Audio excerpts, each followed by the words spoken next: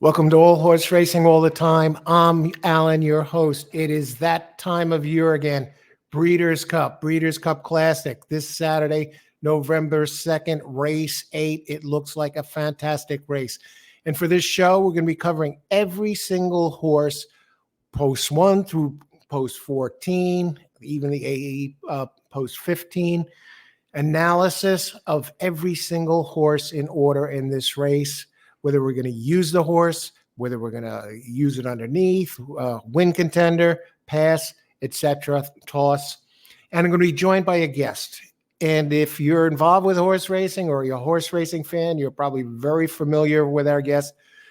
Joining us is Parx official, pro racing analyst, John DaSilva. John DaSilva, many of you, especially in the New York City area, know he was the lead racing analyst and columnist writer for the New York Post for 19 years, giving us his selections every single day.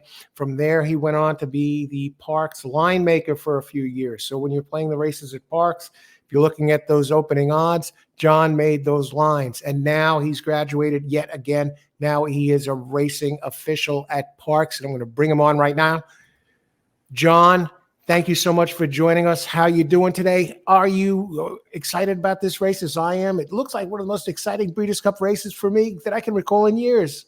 This is a terrific edition of the Breeders' Cup Classic.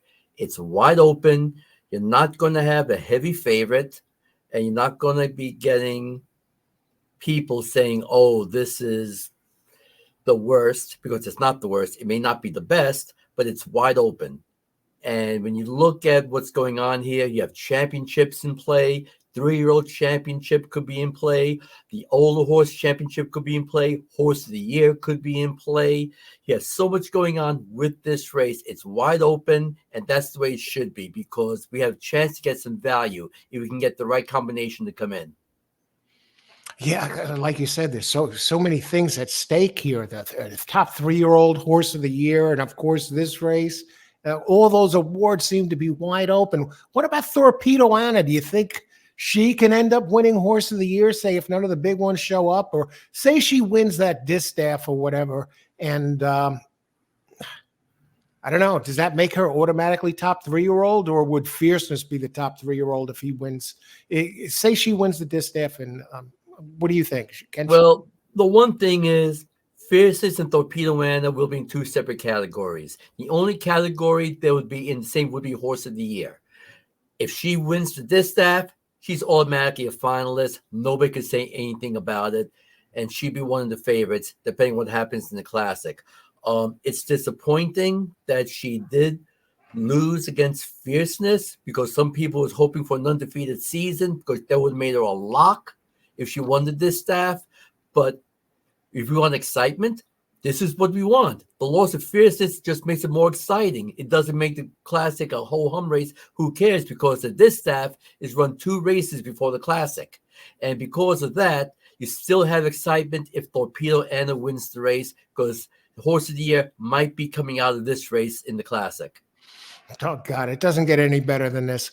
So with that, let's get started. We're going to go horses 1 through 14 in order. John, the pro, will lead us off with each of us. And John, as a racing official, John knows all the owners, the trainers, jockeys intimately, and he even knew them, even many on a friendship level, before he was a racing official. So he has the inside scoop on what's going on with these horses, the tendencies, the trainer intentions, jockey styles. So we're going to get some good stuff here. And let's start it off with number 1. Let me bring up number 1. And number 1 is Forever Young, the Japanese horse. What do you think about this one, John? Opens at 6-1. Some people thought he was the best horse in the Kentucky Derby. He ran an outstanding race. It was a great photo finish. Unfortunately, he was the wrong end of it. Some people blamed the jockey. Some people thought the jockey should have claimed foul against Sierra Leone for the bumping in the stretch. But that's not the Japanese way of doing things. This is a horse who has traveled the world over. I mean, he's coming into this race off a very nice victory in Japan. He's won at 1.25 miles in his history. You just have to wonder, is drawing the rail going to be negative? and also having a Japanese jockey who's not familiar with Del Mar, because Del Mar is a shorter stretch than what we saw at Churchill Downs. And he's going to be saving ground. Is he going to be able to get out and find some racing room to be able to get through? Or could he get stuck behind tiring speeds? Or will that rail open up? You don't know. And with the Japanese jockey riding, you don't know what he's going to do. So 6-1 could be a non-delay because of the unknown factor. In terms of talent, he's definitely right there. He has a great chance to win. But in my opinion, the big question is the jockey, because if he's never ridden Del Mar before, you don't know what he's going to do. And as we saw in the Kentucky Derby, that could cost him.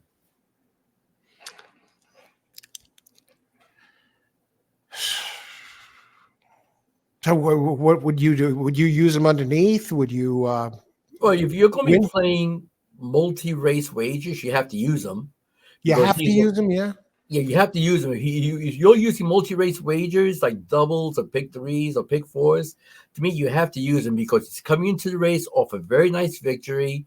The one thing about the Japanese, they're getting closer and closer each race, each year, to winning our big races. And this horse just missed a Kentucky Derby. And if we think that he is that good, how can you not use him? So to me, you have to use him because they've been pointing to this race at the Kentucky Derby with the one race and doing it here. And same thing happened last year with Dermot Sotogake. You know, he ran the one race and then he was going to come over here and he ran very well. You want these horses. You trust the Japanese. They're going to be in great shape. Like I said, the only thing you have to worry about, will the jockey do the right thing here? Okay. I'm a little concerned. Those workouts look kind of slow here. But that's the Japanese way. They train for endurance. They don't train for speed like the Americans. And that's the difference between the two right now. Don't worry about the workouts. The horse is in shape. Okay. So it's only a head away actually from being undefeated here. We lost the Derby by a head. Yeah. You know what concerns? Sierra Leone kept on bumping each other in the stretch. And some people thought he should claim foul, but that's not the Japanese way of doing things, claiming foul. You know what concerns me about him? This one a little bit. Now, when it did run, now I'm looking at Brisnet here. He did run a 97. It's the only Brisnet number showing in the Derby. And ran one race, a handicap race in October, had the long layoff, the Japan Dirt Classic. And Sierra Leone now, he's running in the between 100 and 110, around the 105 range. I think I'd be more inclined to go with Sierra Leone over Forever Young. Well, they're almost the same horse, really, as far as the style. Well, let's move ahead a little bit just for an example purpose. Look at Dermot Sotogake. Okay. What number is he? He's number 6. Okay, hang on. Okay. Look at Dermot Sotogake did last year in the Kentucky Derby. And then when was his next start? Santa Anita on the 4th. Yeah, the Breeders' He Cup ran Classic. big, huge in that race. Yeah, and when he finished, ran huge. Yeah, and that's the Japanese way. When they have a goal, they train for the goal.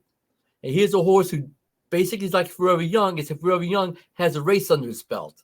Well, Dermot Sotogake didn't have a race under his belt, and look how great he ran.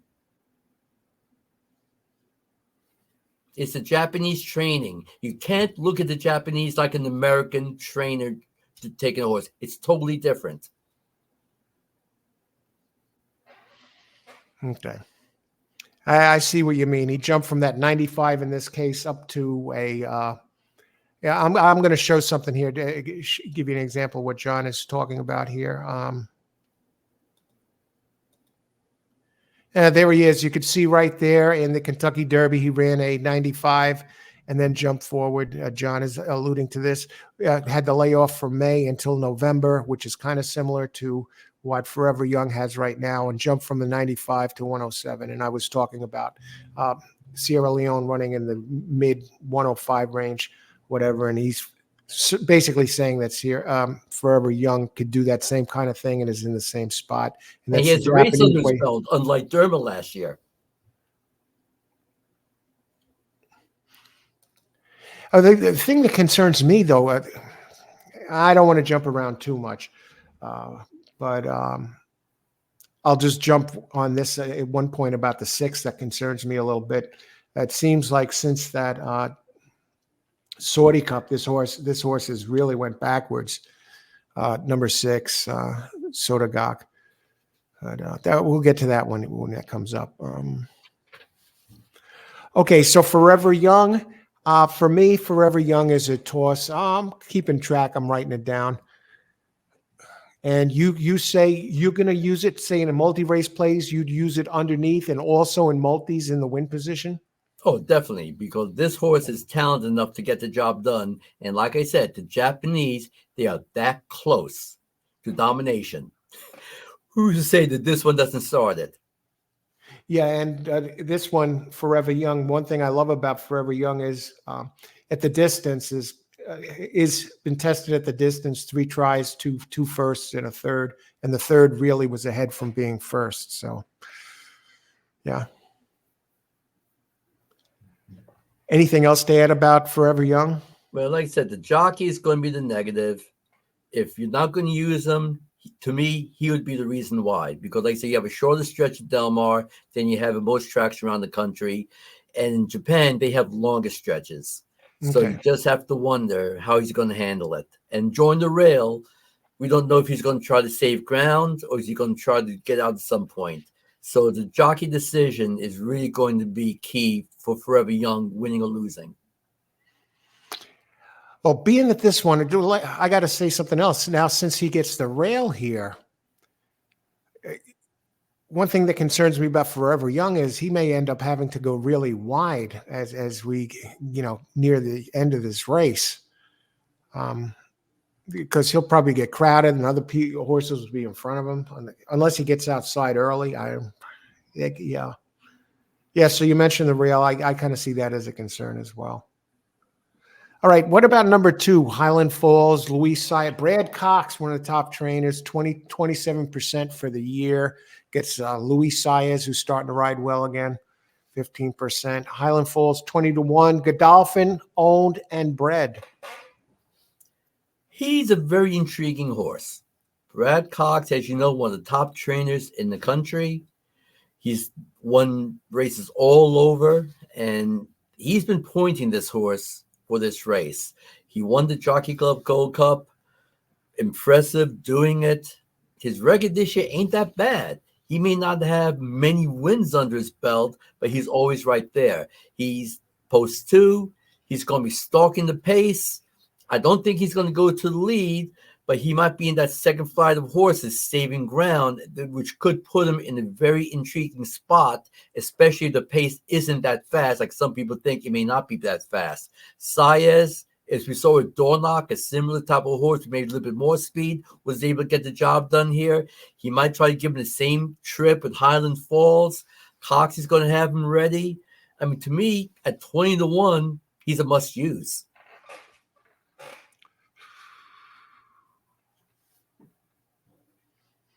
Must use. Even for the win position? Yeah, even for the win position, because I think the horse is that talented. He's won at the distance. Cox has been pointing to this race. And one thing about Godolphin, they don't train to go short. They train and breed to go long. Yeah, in the money, 8 out of 9. Yeah, jeez, the horse. And look, it's curling The out numbers of from all speed time figures again, look a man. little. If that's not distance, I don't know what is. Yeah, he's 1 for 2 at the distance. The numbers, at least the numbers I'm looking at, look a little light here compared to some of the others. That's what concerns me. He did win the G1, the Jockey Club Gold Cup. His numbers look a little light to me, at least compared to some of the others we were looking at. A lot of the numbers are going to be light with these horses in this field. Okay. Especially at the distance. Yeah, well, yeah, at the distance. But at least this one has the distance. It does have the bullet work at Churchill Downs on the 18th. I guess it shipped just recently because 4 days ago it worked out at Churchill Downs. Jockey Club Gold Club. I have this one as a toss. I can't. It's a beautiful horse. It's always there. But let's see. It's in the money. 8 out of 9. Here's what I do with this one. I'd use this maybe in position 3 and tries 3 and below. I can't go higher than that. Okay. That's Highland Falls. Okay. So John has this one. I'm keeping track of these. Okay, here is City of Try.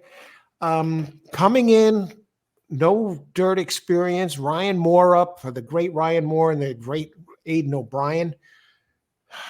Has won 6 of 7 coming in from Great Britain. And opens as the 5-2 favorite.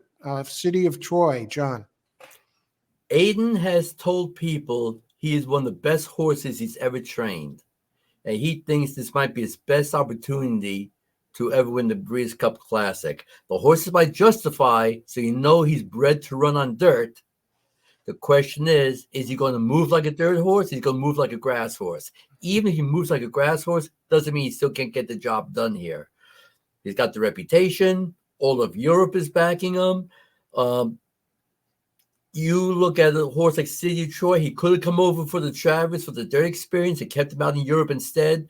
The connections wanted Sierra Leone to get the job done, which unfortunately he didn't, because I think they felt in the back of their mind that City of Troy is better than Sierra Leone, and they didn't want to ruin any chance of Sierra Leone getting some black type for his stud career in the future. City of Troy, he could be on the lead. He could stalk the pace. It'll be very curious to see what Ryan Moore does with this horse. Is he 5-2 favorite at post time? I don't know. I mean, you got a lot of hype on this horse and a lot of backing in Europe, but the American people, they may not back him as much. I'll be very curious to see what the Americans think of this horse at the windows. Look, if Aidan O'Brien says he's one of the best horses and he thinks he can do it, how am I going to say no? You have to respect a man like Aidan O'Brien. Is he the best horse in the race to win the race?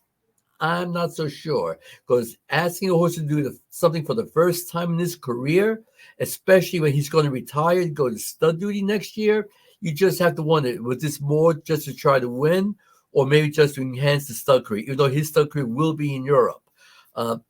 You have to use, but I'm not going to go as far as to make him a top choice yet. Okay. I'll say must use undecided. I guess you're going to take a look at it. Must use. So there's, okay.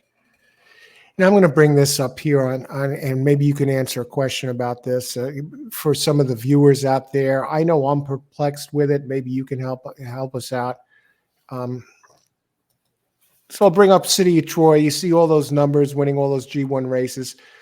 But for the people that use speed figures, what do you do? And how fast is this horse? I mean, now the buyer figures, they get the buyer figures.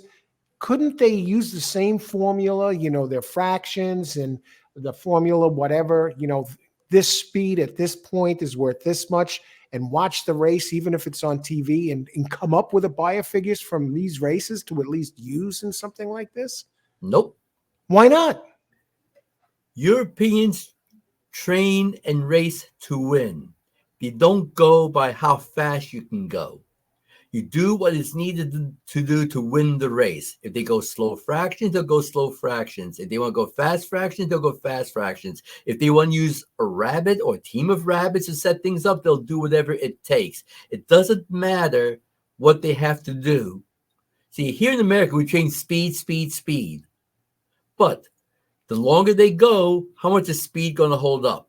You want endurance. You want to be in shape.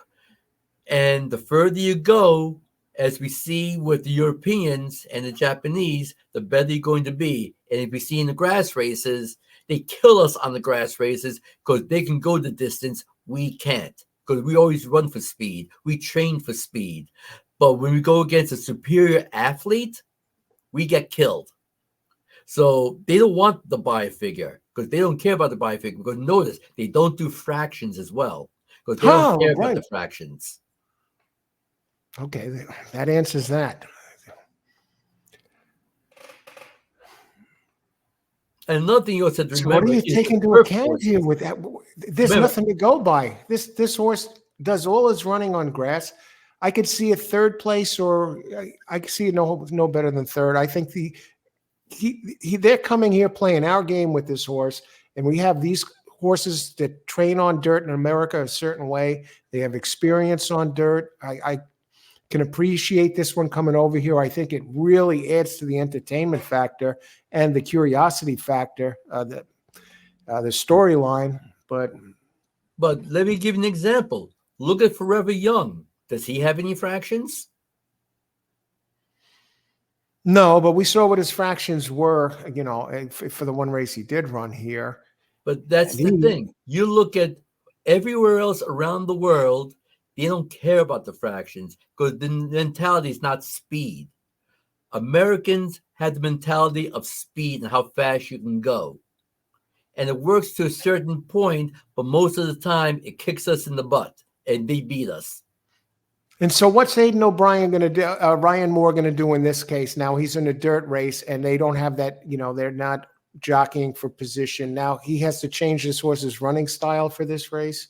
Well, you say he can kind of adjust beyond the lead or close, but what's he going to do with this horse? I mean, well, they've been training and working with this horse. They had a practice race at an all-weather course in England in September to get him ready, which is the closest thing they have in England to an American dirt course.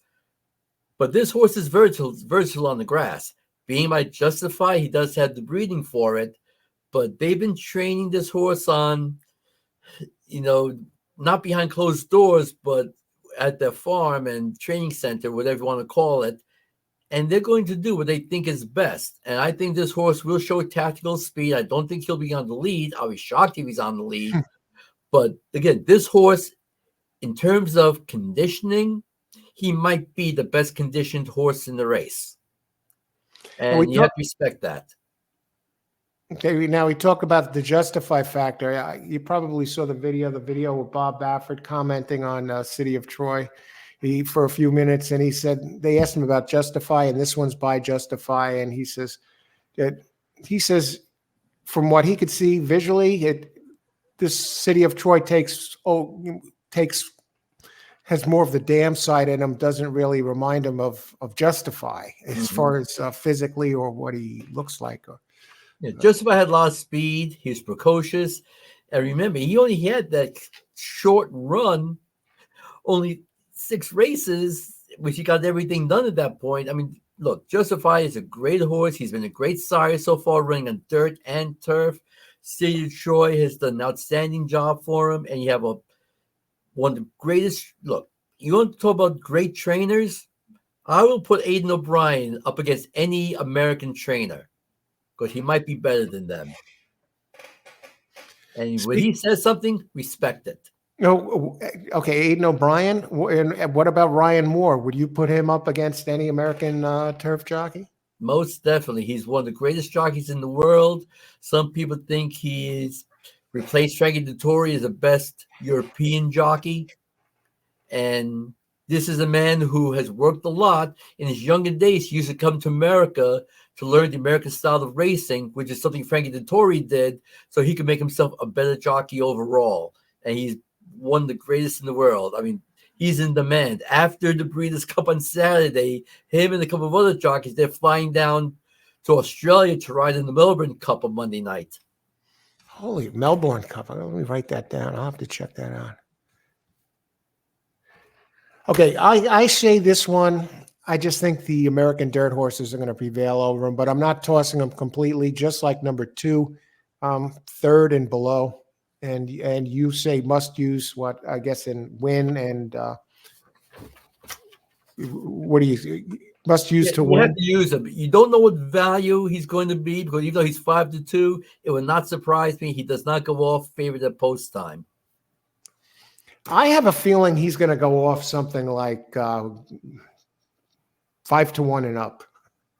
No, he's got that much support.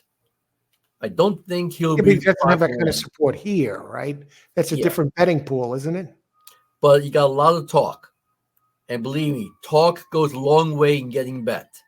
Because if you look at people who get the late money, it's usually the ones that get talked about at the end, whether it's through media stories, which you know NBC is going to be doing a story on him about Justify and all that, and the unknown factor. So he should not be worse than second choice. Just how high of a second choice remains to be seen, but I don't see 5-1.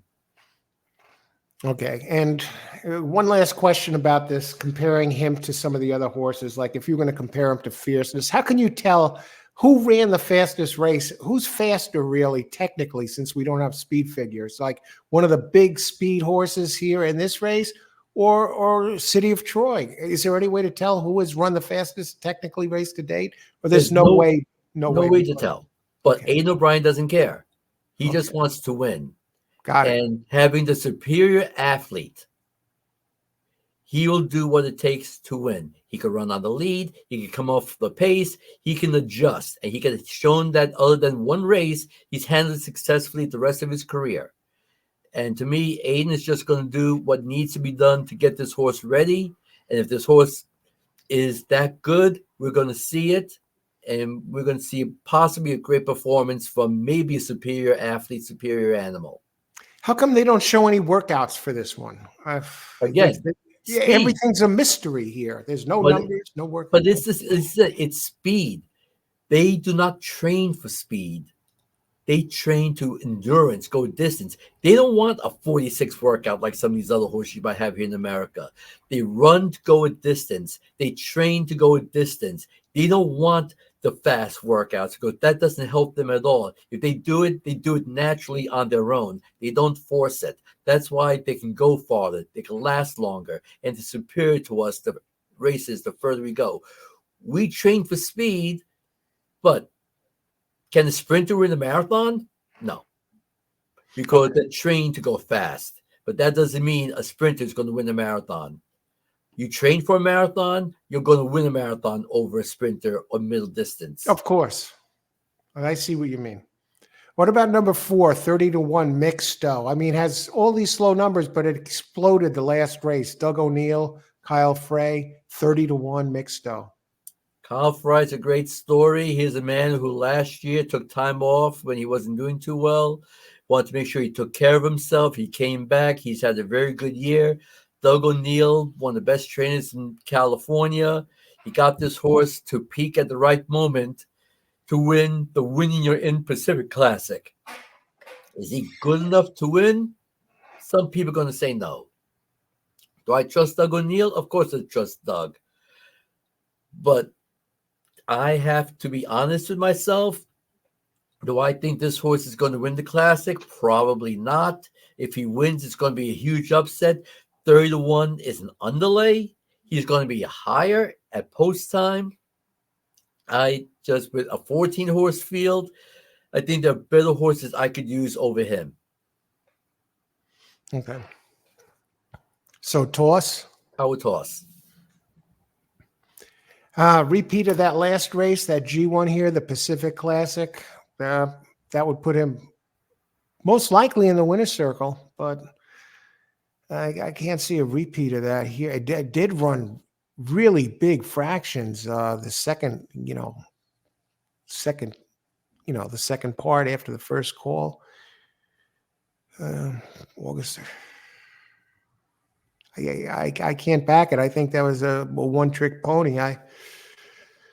I'll toss this one as well. But I love that last race. A repeat of that race, on this track. It's 1-2 here. Was it this distance? But remember, that was the race Adair Mano was supposed to go, and she scratched before the race. So the quality, some people say, was not that great to begin with. Got it. So some people wondering, is this horse really that good? He's just in there because of Win You're In. If it wasn't for that, he wouldn't be in the race.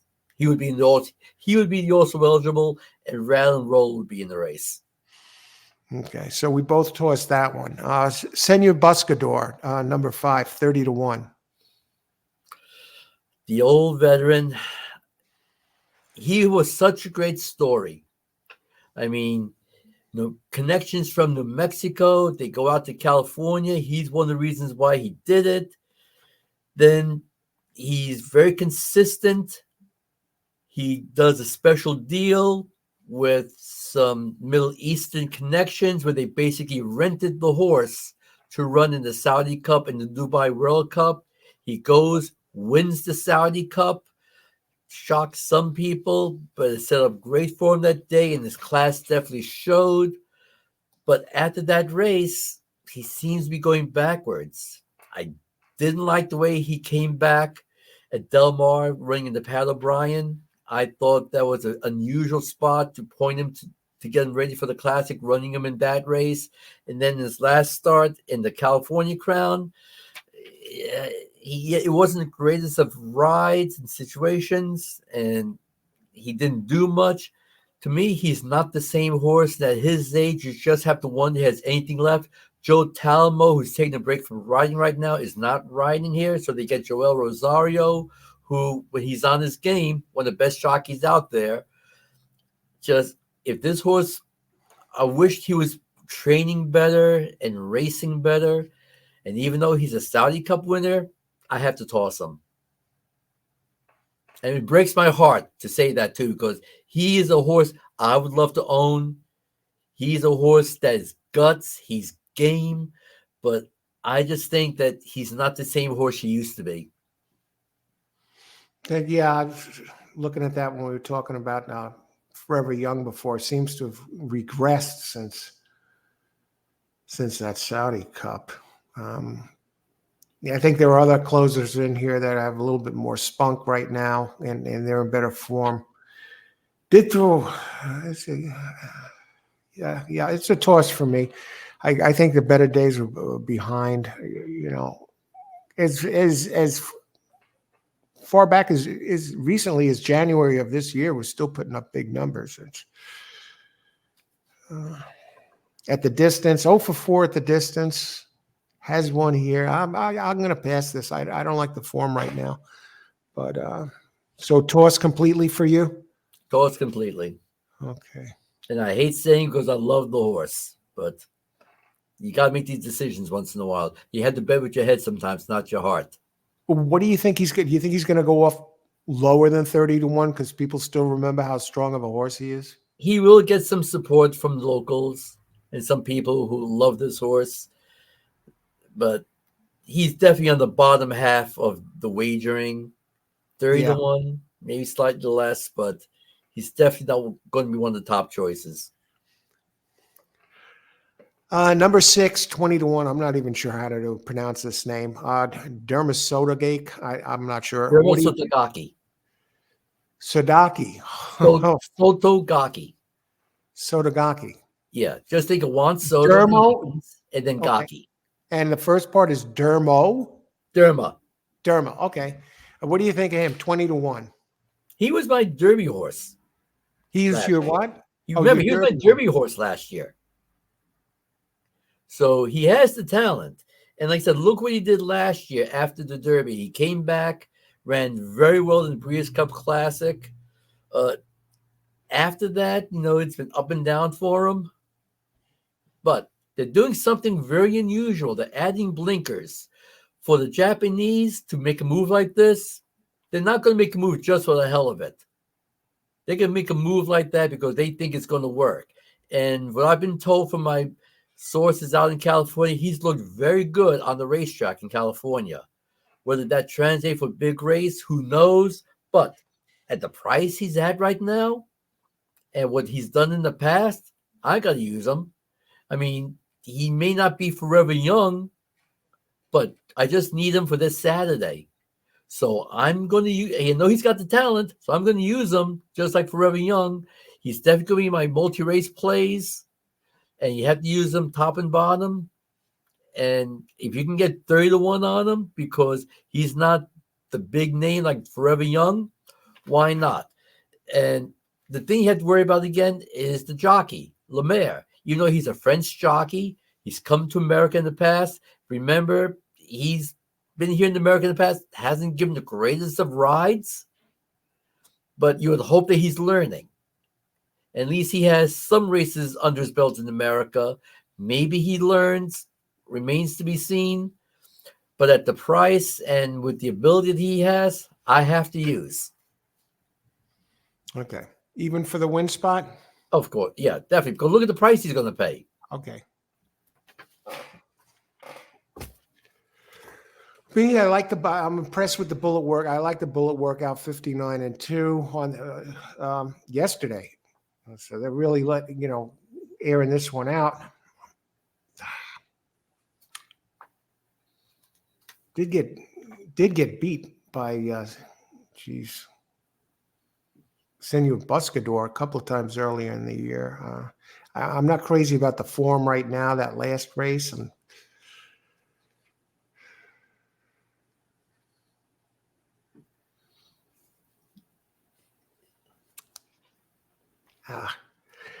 I'm gonna have to look at this one a little bit more. As for right now, he's a toss for me. He's a toss for me. I maybe third or below, and I'll even put a question mark next to that. I just prefer others. Okay, now number 7, Ushba Tesoro. Mm-hmm. Another Japanese horse. Before you even go into it, do you have any advice for people who are handicapping these horses at home? What should they do? They might be lost. Sometimes I'm lost even with these horses. I just got to dig for information about them since we don't have speed figures and that. When handicapping these horses, these 3 Japanese horses, mm-hmm. and the Aidan O'Brien, the Great Britain horse. I mean, they're like monkey wrenches into this mix here. Like you said in the beginning, there's a lot of, it's wide open. Handicapping a race like this with these horses, you need to respect them because this is a horse. Again, he's 7 years old. He's traveled all over the world, but he seems to have gotten better as he's gotten older. 3 starts this year, 3 seconds. Last year, 4 wins out of 5 starts. When you're getting older, you're not supposed to be getting better. I mean, but this horse seems to be. Yeah. Look at his record. I mean, he's $16 million earner. Yeah, well, of course, we traveled all the big races in the world. That's what happens. But horse is 11 for 35 in his career. Prior to 2023, he was 7 for 28. With That's 1 amazing. second. This horse, look, you have to trust the Japanese. And again, they're not going to send a 7-year-old just to go and get a suntan. He's coming out here because he is ready to roll. He's running all the big races in the world. He was second to Senor Buscador in the Saudi Cup. He was second to the low-speed Lower River in the Dubai World Cup. He was second in his prep coming into this race. And last year, he still made up ground in the stretch in the Classic when he was 5th. And prior to that, he had won 4 in a row. Again, when it comes to Japanese, they want to win in America. That's why they're going with 3 horses who they think they can do it, hoping the one from Will does it. He's 12-1 morning line. Again, with a jockey, you have to be worried how he's going to handle the shortest stretch, which could be the horse's downfall. But again, at the price he's probably going to go off at, because I think he probably goes off higher than 12-1, because he's the lesser known of the 3. You have to use him. I agree. He's 4 for 6 at the distance with a third. And even if you look back at that stretch back to November of 22 or 2 years ago, he did have a first or second in every single race except a 5th place finish in last year's Classic, Breeders' Cup Classic. But he was only 3 1/4 back and threw a 104 Brisnet that race. So he ran a great race that race too. He got stuck 4 wide. That was his problem. I'm definitely going to use him to win and underneath. And I have a funny feeling he's going to go off lower than 12-1. But if we can get 12-1, I mean, I definitely got to use this one to win. Yeah, you're going to get higher than 12-1 here because you're going to have some American horses that we'll talk about who will get support, who maybe shouldn't get the support. That comes as good news, John. Yeah, definitely. Okay, so I take it you're using them win as well. And Yeah. okay, now we move down to number 8. Oh, geez. Do we even very sharp trainer, Cherie Duval, Primus 30-1, but these numbers look really weak. It knows how to get in, sneak in there first or second, but what do you think about this one, John? Cherie has done an outstanding year with what she's done with her trainees, not just with this one, but with other horses. She's been unbelievable. This is a horse who comes off a second to Highland Falls last time out. Has been second in the last 2 starts, but had a winning streak prior to that. The running style will probably be in the middle of the pack. Against these, you got Brian Hernandez Jr. riding, who's been on this horse on a regular basis. You just have to wonder if this horse is good enough to win. I mean, I like the horse, but in terms of using it, I have to draw a line somewhere. And he's on the other side of that line. I'm not going to use it. Yeah, I just brought this up here, John, just to show you how slow these numbers are compared to the other horses in the race. But the connections and the results at the end, they're great, but the numbers look too slow. I'm tossing them, and so I take it that's a toss for you as well. Yes, that's a toss. All right, let me get this guy out of here. Okay, number 9, Fierceness. What do you think of Hey, I wonder what you think of this horse. Oh, yeah, Fierceness, our good old buddy. Look, he wins this race. He's the favorite horse of the year. Because to me, there's only 3 horses who could win that has a shot for horse of the year with the win. And this is one of them.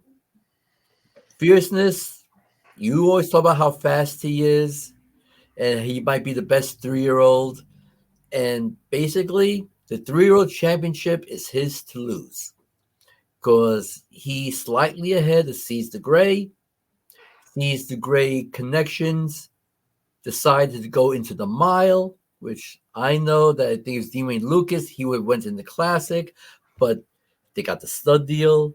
They want the championship, and they probably think they have a better shot of doing that, winning the mile, than winning the Classic. And they have a better shot to win the mile than the Classic in their eyes, which is why they went there. And look, Todd Pletcher has done an outstanding job with Fierceness. Here's a horse who, earlier this year, some was saying he isn't that good. He was consistent, that he can't win unless he got everything his own way. But Todd worked with them.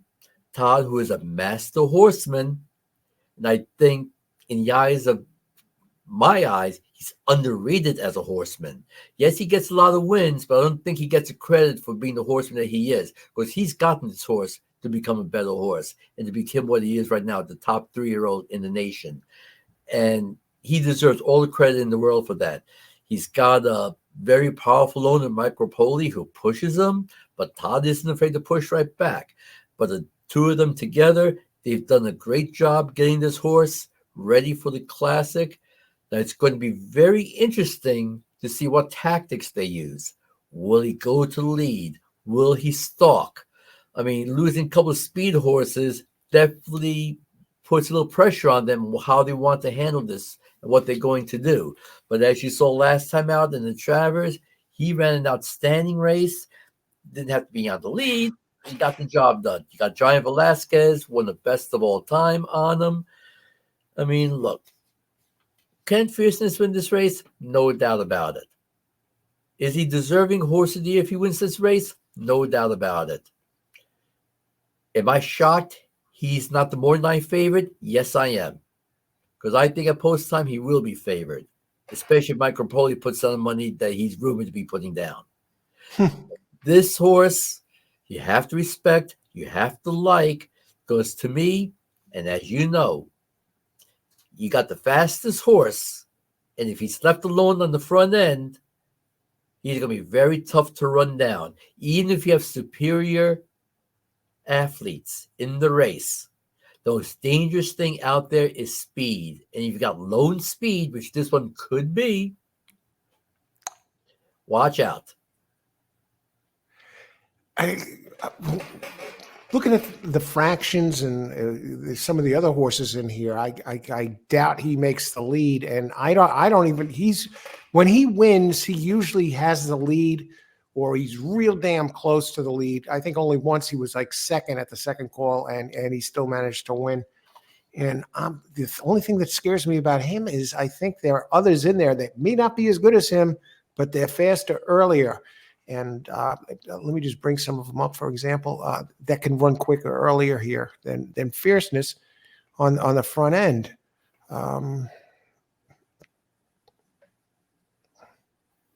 But that's what makes this race so interesting, because what will Fierceness do? He's shown he doesn't have to have the lead, especially lately with Chad training him to stalk the pace.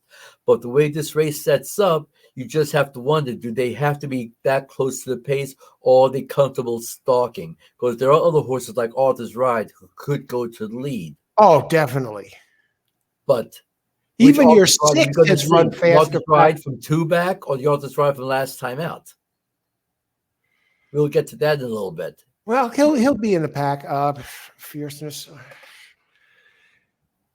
but I don't think he's gonna. I don't think he's gonna do any wire jobs. He's not gonna do like he did at the Florida Derby, where he goes. Well, remember one thing: horses can do some strange things, and you have to be able to adjust.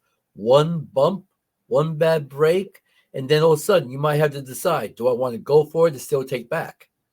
And that's why having a guy like Johnny Velasquez is a huge advantage. He's been through this. He knows what to do. So if he has to make that quick last-second decision, he'll make the right one more often than not.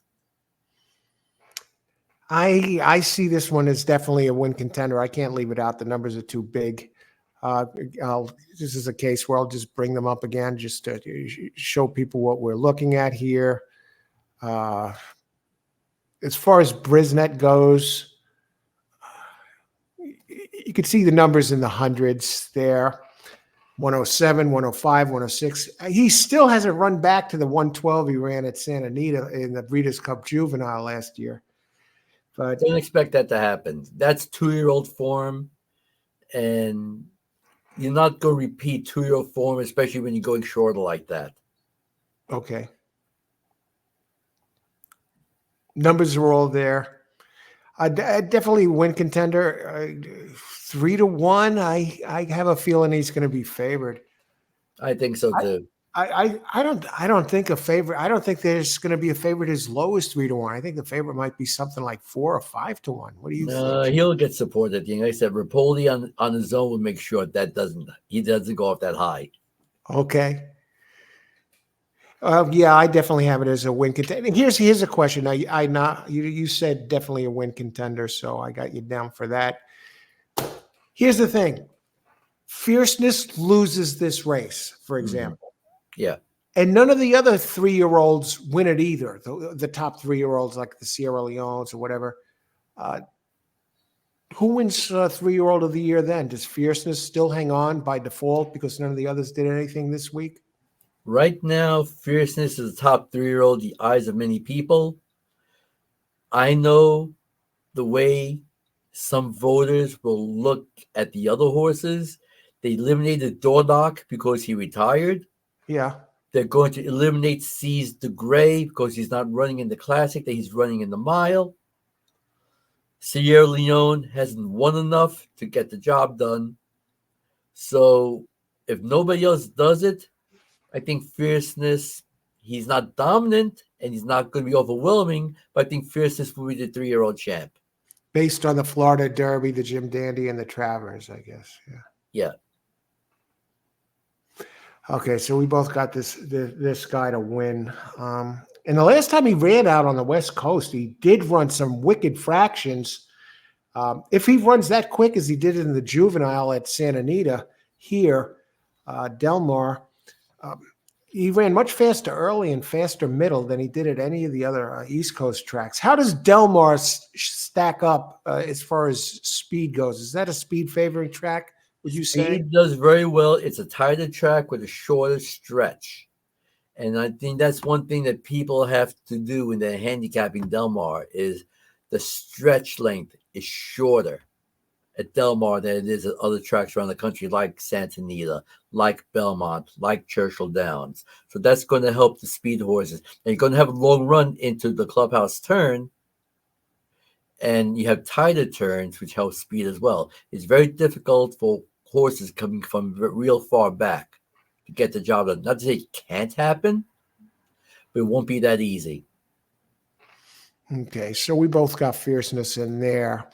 And going down to number 10, a horse that really was putting up some big numbers younger, Tapit Trice. 30-1, Irad Ortiz and Todd Pletcher, another Todd Pletcher entry. A horse who they said one of these days he'll get the job done. One of these days he'll get the job done. Always highly regarded, never got the job done. Then last time out, he's going up against a heavy favorite, and he got the job done. Like, where did this come from? I mean, nobody could believe it. That he was able to get up and get the victory. Now, you just have to wonder, is this horse going to be able to put 2 in a row? I'm not so sure. He's got talent, but I don't know if he's got the talent to step up and get the job done versus these, because look, he beat Skippy last time out. Skippy was coming off a nice performance at Charlestown. He was heavily favored that day, but he didn't win. So is it because Tapit Trice stepped up, or did Skippy regress? I don't know. Only the connections would know. But in this case, I'm not going to go. Look, you can't complain going with Irad Ortiz, because anytime you can get Irad to ride, you got to go with it. Poor Dylan gets kicked off the horse after winning the. And that's the thing. I would love to see Dylan to ride the horse as a reward for getting this horse to win last time out. But again, connections, if they have a chance to get the big name jock, they're going to do it. Dylan's winning a lot of races, and in the future, that's going to be a mistake because he's going to be a big name jock. They just don't have the faith in him as of yet. I just don't know if I had the faith in Tapit Trice to do it with a different jockey. I'll tell you what, I can't see anything wrong with this horse at 30-1. I see he's won 6 of 12 with 3/3 in the money, 9 of 12. Ran a 102 Brisnet, won at this distance.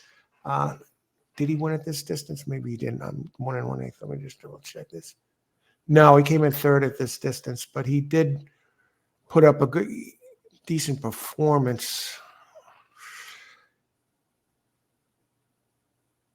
Ran a 102. That was in the Travers last year. I'll go 3rd and below. You sneak at 30. Do you think this one is going to be 30-1, higher or lower? Because of Irad, he's going to get bet a little bit. Irad would make him a little lower. We see it in New York all the time. So I think he will be less than 30-1, but not by much. Very nice numbers. I mean, this one is the real deal. He's won a G1 already, the Bluegrass. I mean, crap. I'll use them, but only for 2nd place and below. I don't see this one winning. How about you? I just don't see it because, like I said, he's got the talent, but he's inconsistent. And to me, he had to draw the line sometimes. And in this case, I have to draw a line with them. I'm not going to do it. Okay. Moving right along to number 11, another one of our favorites, Sierra Leone, 12-1, Chad Brown, Flavian Pratt. The enigma of the race. They always say he's going to get there. He's going to get there. He doesn't get there. He's got Flavian the Pratt favorite in the Travers. Yeah. Unfortunately, he didn't get the job done. He was making his move, but seemed to have flattened out. Now, I think I've told you this in the past. I think I know what Sierra Leone's problem is. He's a closer, but doesn't have the normal closing kick of a closer. I think his closing kick lashed a little shorter.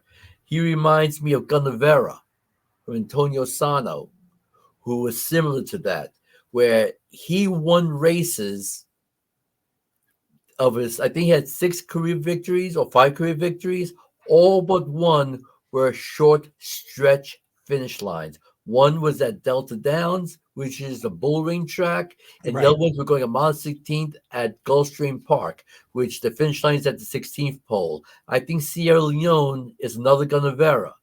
He'll always tease you, finish in the money, but unless it's a shortened stretch, he's not going to get the job done because I think his closing kick isn't that long. Now, yes, Del Mar, it is a shorter stretch than those other tracks, so it's going to help Sierra Leone.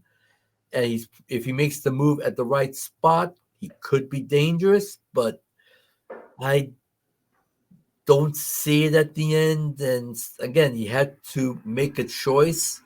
He's got the talent. And if he wins, I would not be disappointed in my heart, but for my wallet and my head, I just can't do it. I had to go against them. Would you use underneath anywhere? Or? Oh, yeah.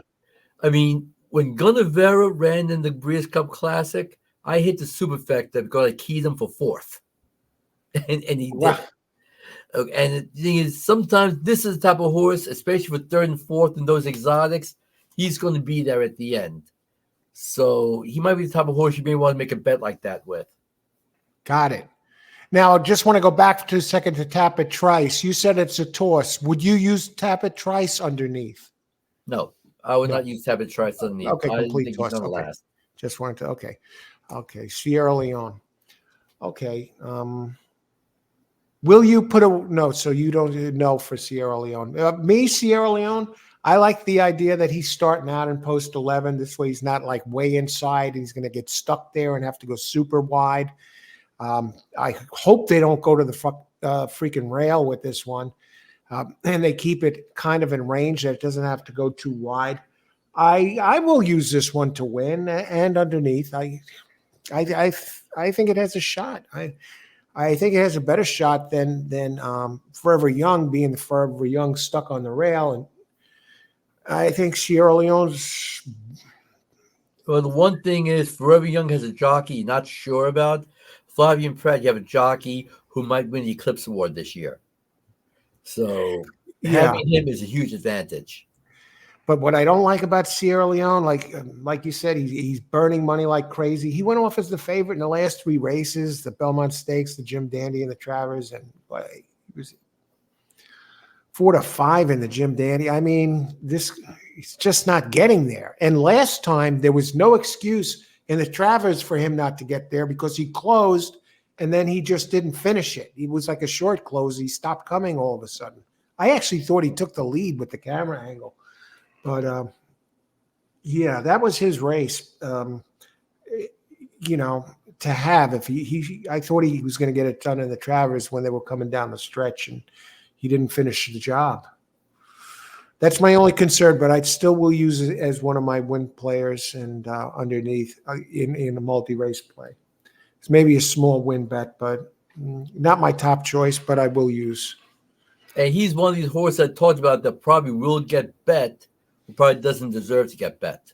Do you think he's 12-1 higher or lower? He could go off lower. And you think Forever Young is going to go higher than his 6-1? Maybe. He's getting Those a lot two of are almost the publicity. same horse. Yeah.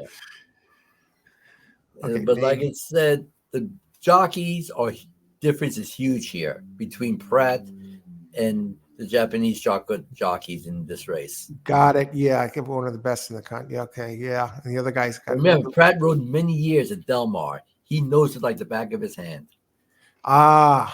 Excellent. Okay, excellent point, everybody who's watching. Thanks, John, on that. Number 12, Arthur's Ride, the Big Speed, Bill Mott, Trainer of the Year, Junior Alvarado, 15-1. Another enigma. Which Another, Arthur's excuse ride me? are we going to see? Oh, I mean, okay. 2 starts back. Wow. That Yes, was two and impressive. three back. I mean, that was one of the best races you'll see from Nolo Horse all year. But then last time out, what happened? Was he sick? Did he get hurt? What did the bump really bother him? It was too good, too bad to be true. And you just have to wonder which Arthur's ride are we going to see. Now he's probably going to go to the lead, especially from post 12. He's going to have to hustle and get himself in position going into that clubhouse turn. So he might find himself on lead, but it had to be hard used early. Is he going to be able to last at the end? Look, I like Arthur's ride. I have all respect in the world for Bill Mott. He knows what he's doing. I'm just worried that the hustle and going into the clubhouse turn, as much as he's going to have to get position, might take this horse out of his element, turning for home. And maybe he'll have the lead turning for home. Maybe. But I don't see him lasting. So I'm going to go against.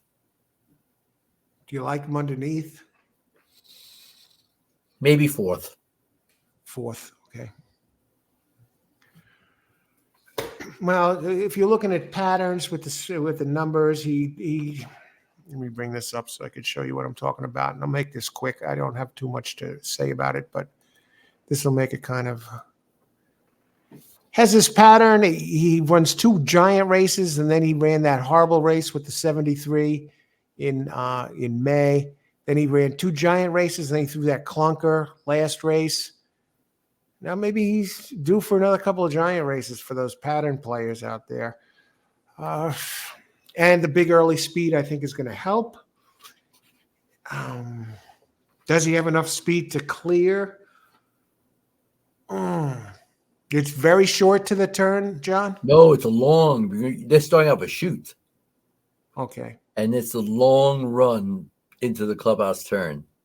So he should be in position by then. But how much we had to be used to put himself in position? Let me answer that right now. And that's why fierceness is a key here. Fierceness is going to be one of the ones that may beat him to the clubhouse turn, maybe. Or force him wide.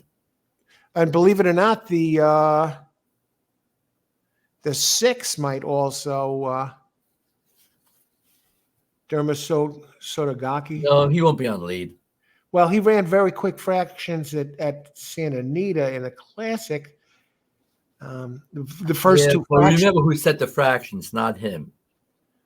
Okay, so that one came along for the ride. I think he'll be able to get in position. If he gets a clean break,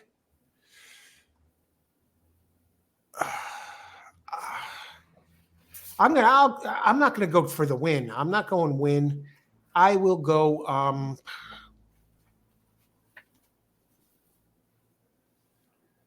I may use a 2nd and below. I got just because of those 2 races, and he ran a big race at this distance. But picture the race in your mind going into the clubhouse turn. You know, Johnny V has good tactical speed, and I talked about how he's going to put fierceness in good position, whether it's on the lead or stalking the pace. But the one thing I think that's going to happen is he's not going to be on the rail either. And if he keeps himself 2 or 3 wide, that means Arthur's ride. If he wants to lead, he's going to be wider and going to have to be used more to get that lead. And that could take it out of him in the stretch drive.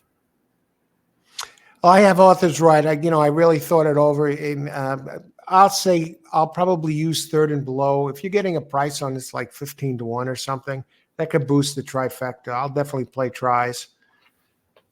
And I think he has enough speed that at least he should be able to hang on for something, unless he gets bumped around. I don't know how much that bump took out of him in that last race, but I think 3rd and below. But yeah, the speed of the speed. You're getting a good price. So far, I really only have 3 for the win spot so far. You have 1, 2, 3, 4, 5 possible winners. So that's going to be some prices. What about number 13, Newgate, Frankie Dettori, and of course, the always dangerous Bob Baffert. 20 to 1. How many times you get 20 to 1 on a Baffert? How about 20 to 1 Baffert or Dettori? Yeah. I mean, you got one of the world's greatest jockeys who's supposed to retire, but he's loving America so much, he keeps on going. I mean, look, in his last start, I actually liked him. Oh, he had a big number last race, 107. That's coming off the layoff. He ran an outstanding race. I mean, normally horses coming from Dubai, they might need a race or two, no matter how much of a layoff it is. But he ran an outstanding race and almost got the job done. The thing that surprises me is now they're adding blinkers. Why? I don't get that. I mean, this horse in the past with blinkers didn't do much. So off a performance like that, why are you tinkering with it? I'm not a big fan of it. Even though he didn't win, he ran the winning race. And with the Tory and the distance, I think he had a shot to win a better race. But seeing these fractions, and what he might be doing and adding the blinkers, I hate to say this, but I had to go against them because I think the blinkers is not the right move here. Okay. Tell you, that last race, that's a 1.1 miles, it was closing like a train. A 1.25 miles would have got up there. Well, big race. And it was a photo finish. I mean, anybody could have won that race. National Treasure. Yeah, that was one hell of a finish. A head, a nose. I think that he's talented. I think he has the ability to really get the good job races, done. yeah.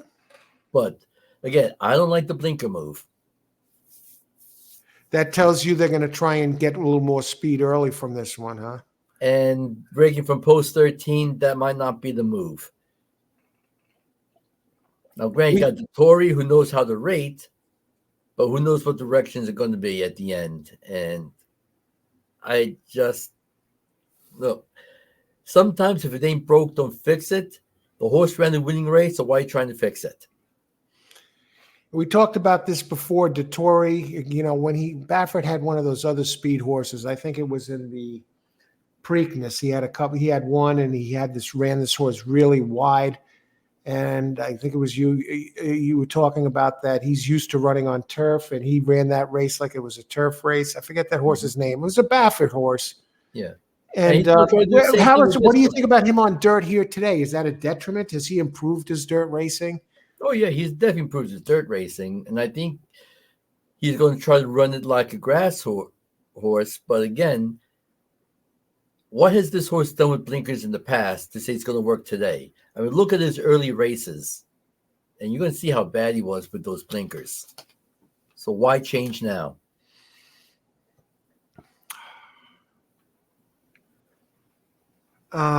Look, he broke his maiden with the blinkers, but look what he did afterwards. Right. So what are you going to do with this? Complete toss or underneath? Or I hate to do it, but a complete toss. If there was no blinkers, I probably would be using them. Yeah, I'm going to. And they say he looks great on track too. Well, look at these workouts: 58-4 bullet, 59-1 back-to-back bullets. First to 63, first to 51.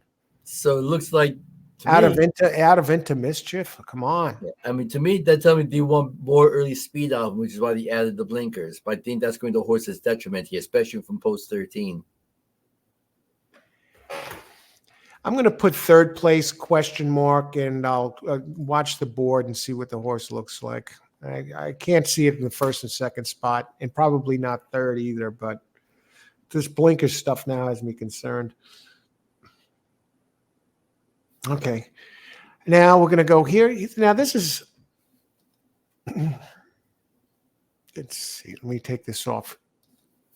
Okay, here we go. Now we go to number 14. And now at the start of the show, you saw John, a picture of John here.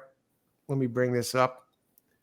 The start of the show with a jockey, and let John tell his story.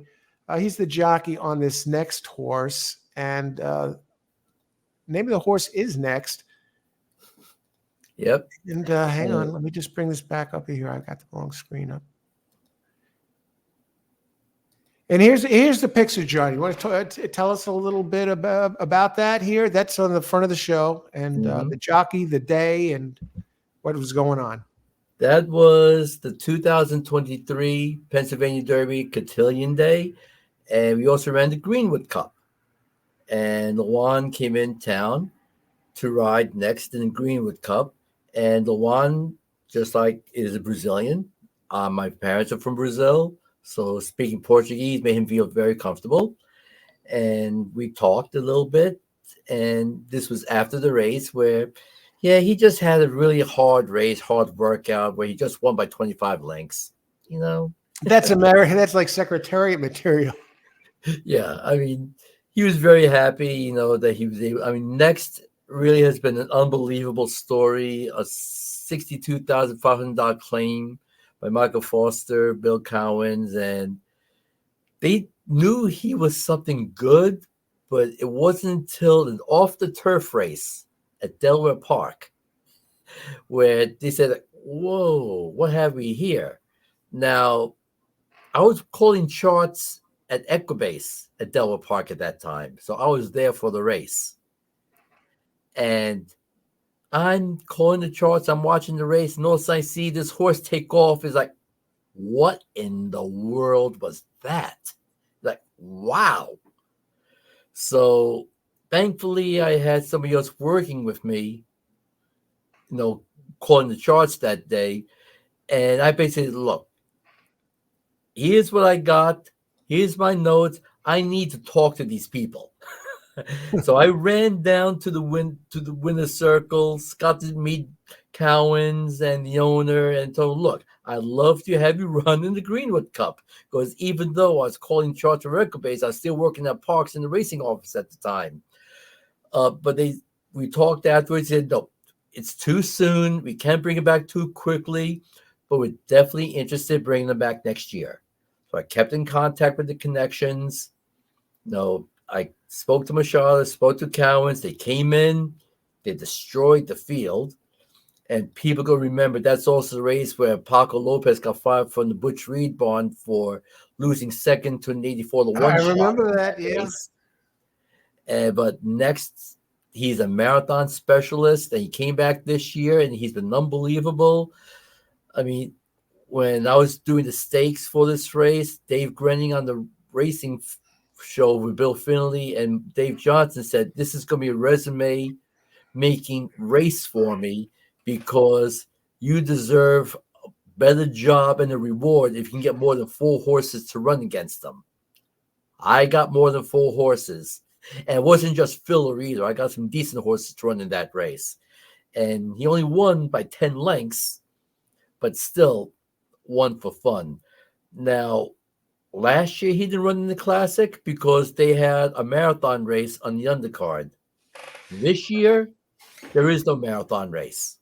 They took it away. So if he wanted to run, it was either going to be Breeders' Cup, Classic, or Turf, or lay him up. But I will say they were also contacted by the Melbourne Cup, but there was no way he's going to be able to make the Melbourne Cup in such a short period of time, especially running on grass and everything else. It was not going to happen. But they did contact them during the summer, trying to get him to go. Look, Next is an intriguing horse. People think he's that good. When you see a horse with these type of past performances, that much lengths between him and the rest of the field, they think he's that good. But he never ran in the Grade 1. He's been running mile and 3/8 and longer. We don't know if he's that good. We don't know coming back to mile and quarter with faster fractions because you're not going to get 49, 114 in the Classic.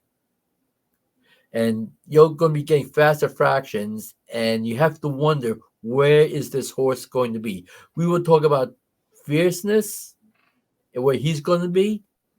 But next, is he going to try to be closer to the pace? Or is he going to be like 15, 20 lengths out, still going that slow? That's the big mystery here. Look, next is a great story. And I talked about there are 3 horses who could win a championship and maybe horse of the year if they win. If Next wins this race, he wins Older Horse Eclipse. He becomes a finalist for Horse of the Year. And depending on the other results, even though it's going to be a little bit of a price on a long shot, he would have a chance to be Horse of the Year if the other ones lose. Would I love to see it? Hell yeah. Because like I said, I got to know these connections. He have a little soft spot in my heart because of it.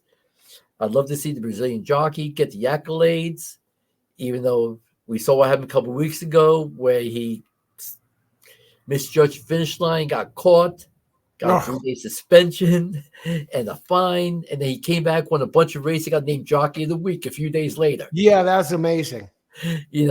But he is a good jockey, and a jockey who we're going to hear from for a long time, as long as he knows where the finish line is. Am I going to use Next? How can I not? If I think he has a shot for Horse of the Year and the Older Horse Eclipse, I have to use him.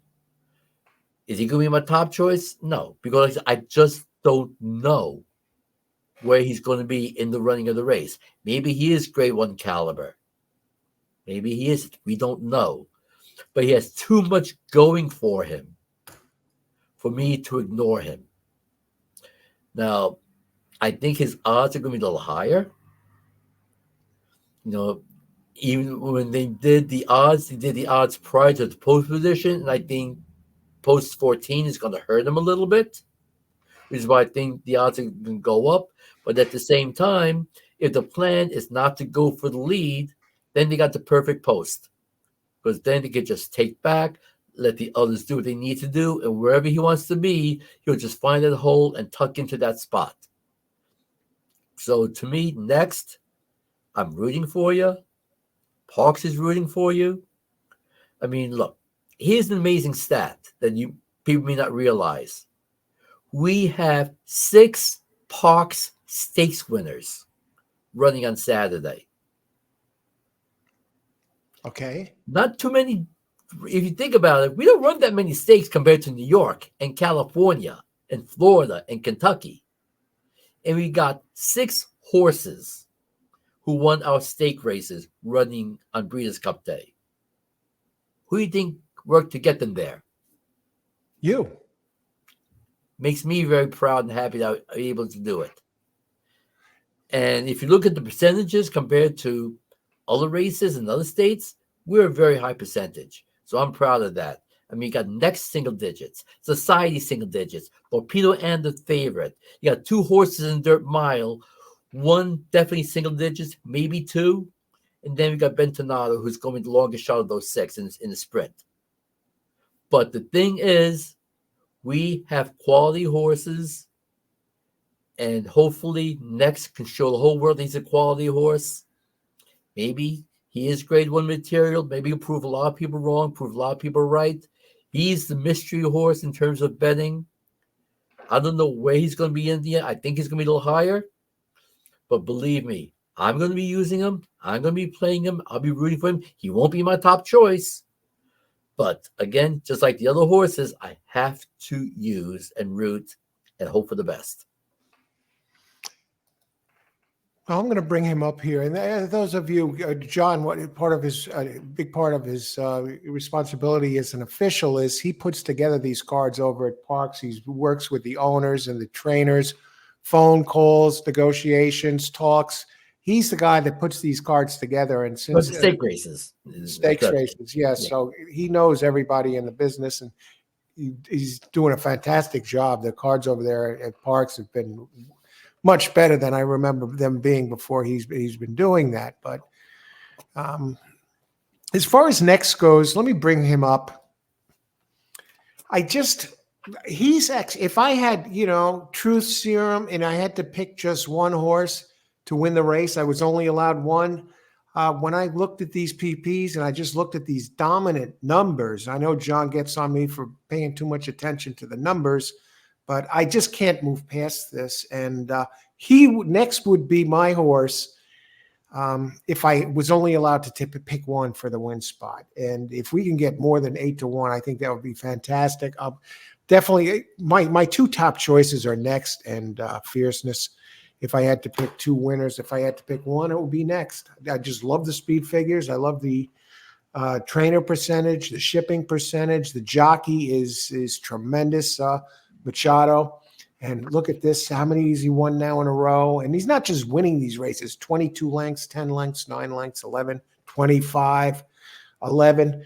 I can't move past it. I just think this one is going to find a way to get it done, just like those Japanese horses or whatever, like the great athlete.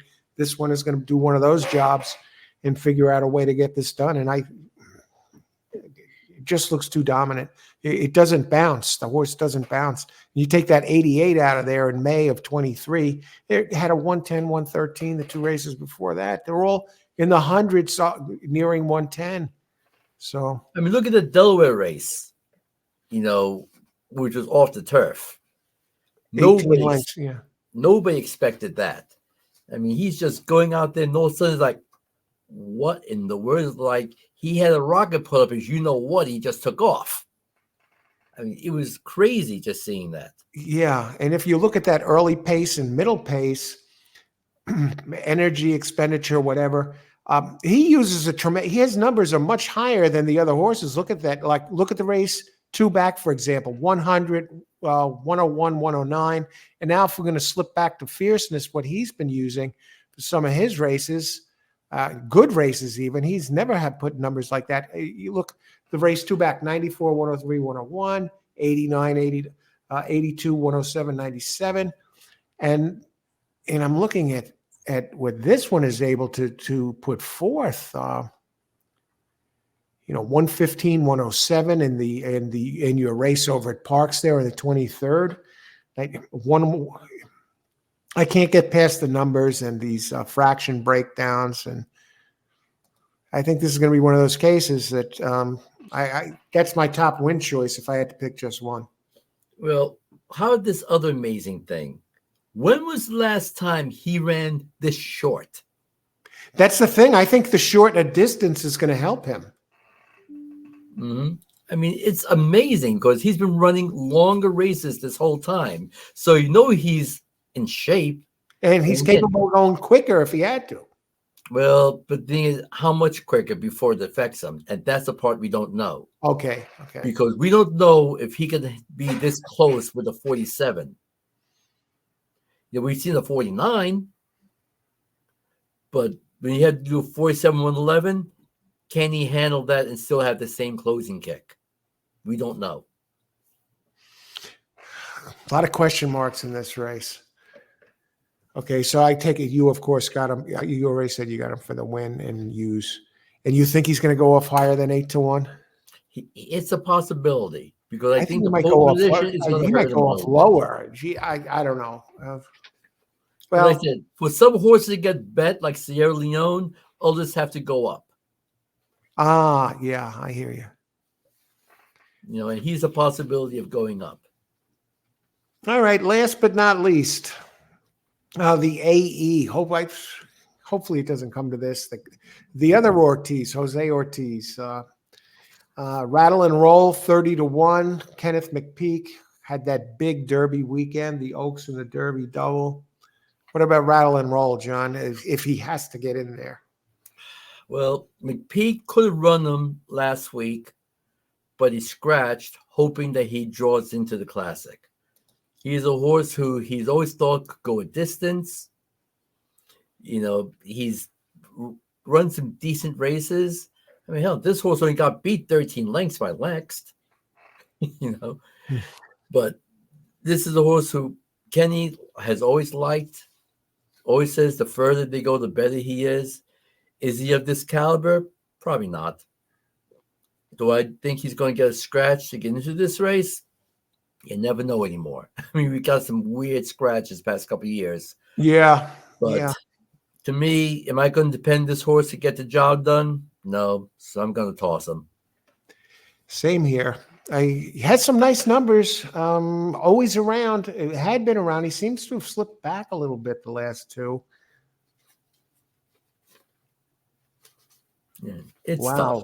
I mean, look, Kenny. Well, he had a huge layoff. He's going second off the layoff here. No, I can't do that. He's off a year. Mm-hmm. And Kenny said his goal was to have him go longer again, look for a race like this. I just couldn't see it. Same here. Okay, so that's all 15 of them there. And breakdown. Anything else to add here, Joe? What's your main plays? You're gonna just see what the defense gives you and decide: am I gonna play triples? Am I gonna do multi-race plays? I'll probably do triples and multis. If I had to do anything, if I had to key a horse, say in a exacta over under a few other horses, I would do next. I'd be surprised if he finishes worse than second. Well, the one advantage you have with next is you're going to get a price. He's not going to be favored. He's not going to be second choice. So when you get into that situation, people would be crazy not to have a win bet on a horse like that, because chances are your favorite and second choice, it might be underlays. Well, everybody else is going to be an overlay. So next, who could be 8-1, he could be 6-1, he could be 10-1 or higher. He's probably going to be an overlay. So if you want to bet him to win, no problem at all. Because some people are going to bet maybe 1 or 2 horses to win. Others might bet 3 or 4. Or others just might mean multi-race. Now, the intriguing thing is you have so many choices because you're in the middle of the card for your multi-race bets. You're going to have a juvenile classic double, for example. Where you go to Breeders' Cup Juvenile on Friday, you could pick the winner and try to hook up the double. And with the wide open race, even if the favorite comes in, you should get a decent price. You're going to have the all dirt pick 4 that starts off with the distaff. Okay. So if you like Torpedo Anna, even if you use her solo, you could go 3, 4 or more deep in the classic. And then you have the dirt sprint, which is wide open. And then you have the dirt mile, which is the third leg, and then the dirt sprint. And both those races are wide open. So you're going to get great value and a great price, even if Torpedo wins. But if you beat Torpedo, oh my God, get the Brinks truck out. You're going to be getting paid if that's the case, because you know Torpedo's going to be a heavy favorite. But if you could beat her, that pick 4 is going to be huge. And then you got the pick 6. And that's going to start off with the turf. And to me, the Europeans are going to be tough. But then you got the second choice in the classic. And then you got 4 more races afterwards. And we talked about how the dirt mile and sprint are tough. The other 2 races aren't going to be easy either. So you're going to have some great value, I think, in those races, multi-race races as well. And you're going to get paid. And remember, it was in 2017 I was out there. We had the Filly sprint where Sonberg got beat, and that Superfecta, which a friend of mine won, paid over $100,000. Holy crap! Where Carlos Martin's horse winning the sprint, which I think paid over $100 to win. So it can happen, and you get the right combo, you will get paid because you got that much money in the pools. It's going to be one hell of a day of racing, and a lot of great races. And I will say this also. There was some talk of some rain on Saturday morning, which I've talked to a couple of people who said it's a possibility, but it's not going to be major rain. And even if it does rain, by the time the races start or shortly thereafter, it'll stop. So you're not going to see sloppy or muddy or anything like that unless something drastic happens.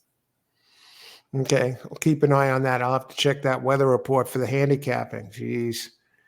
It doesn't get any easier, but it's going to be a lot of fun, and hopefully we'll get paid. And for you players out there, you bet with your head not over it. Don't get too emotional. Don't blow all your money early. pick out your races in advance, handicap in advance. And even for those show players, because the fields are so big and that wide open, even your favorite might be paying more than $3 to show. Oh God, yeah. Sometimes Unless 2 you're to a 1 heavy and more. favorite. Yeah. I mean, look, a horse like Torpedo Anna is going to be maybe one of the shortest prices of the day. A Cogburn might be one of the shortest prices of the day. Those are ones who might be played heavily to show. But most other races, you'll be getting some good place and show prices out of it. What about the one thing about before we go? Torpedo Anna, she won at Parx in the big race, but she actually bounced, ran much slower. Do you think she has anything left for this race here on? The Grizzly had a troubled trip that day. She was inside. They didn't let her out. And believe me, the connections knew, including Brian Hernandez, wasn't a great race. They don't think there's anything wrong with her. I mean, look, I think they're a little surprised they got a field of 8 in that race. I know a lot of people outside the parks were surprised I was able to get 8 in that race. Yeah, to face her, yeah. 5. But hey, you want to be the champion, you got to beat the champion, and you got to make her earn it. That day, her class showed she earned that victory. Now, how much that takes out of her remains to be seen. What helps her? Idiomatic. Out. That would have been a great match. Yeah. Damn. Yeah. A Dare Manor. Out. And we got 2 other scratches in that race already. The number 3, Batucada, is scratched. Will not run. And number 8, Miss New York, scratched. Will not run. So now we have a field of 8 in the distaff. Look, Torpedo Anna, great horse. The Grizzly, outstanding year. She can easily win. But I will say this. She has a work cut out for her. I think there's 2 horses who could beat her. One is a Japanese horse. Awesome result. Highly regarded. She's undefeated. 7 for 7. The legend, Yutaka Taki, rides her. Maybe the greatest Japanese jockey to ever grace this planet is riding her. Listen up, people. Yeah, that's wow. That should make it's still going to be a great race then. Yeah, you have to give her all the credit in the world. She can get the job done. But there's another horse that I'm going to use. Some people might think I'm nuts because they don't like a prep. But again, what is a prep? Something to be used for the goal. Chad Brown is a horseman.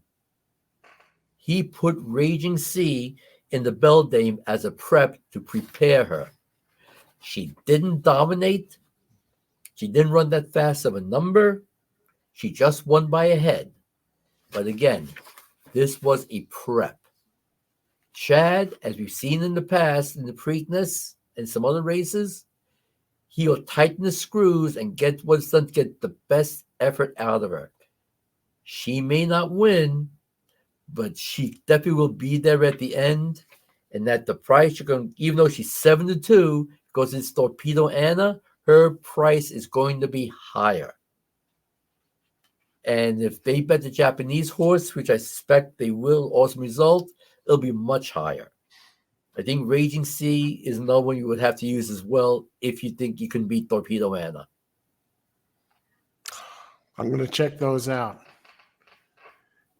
Imagine starting off a pick 3, beating Torpedo Anna, or that all-third pick 4 beating Torpedo Anna. We're talking about boxcars at this point. Yeah, yeah.